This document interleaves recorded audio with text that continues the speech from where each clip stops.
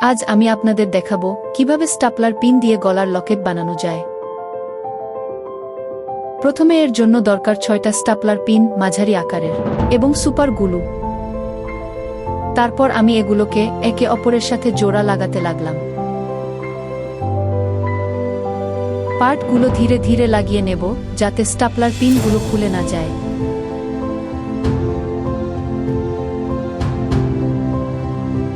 এবার শেষের পার্ট লাগানোর পালা। শেষের পার্ট লাগানোর আগে আমি এর ভিতরের দিকে একটা হুক লাগাবো, যেটার সাহায্যে আমি চেইন এর সঙ্গে এই লকেটটার জোড়া লাগাতে পারবো। আমি ছোট্ট একটা পিন দিয়ে আগেই হুকটা বানিয়ে রেখেছিলাম এবং আমি অতি সাবধানে হুকটা জোড়া লাগালাম। তারপর শেষের পার্টটা লাগিয়ে নেব। আমার লকেট বানানোর কাজটা প্রায় শেষের দিকে। তারপর আমি ভালোভাবে দেখলাম সবগুলো পার্ট ঠিকমতো বসেছে কিনা। হ্যাঁ, সবগুলো ঠিকভাবে জোড়া লেগেছে। এবার আমি চেইন এর সাথে জোড়া লাগানোর জন্য চেইনটা নিয়ে নিলাম।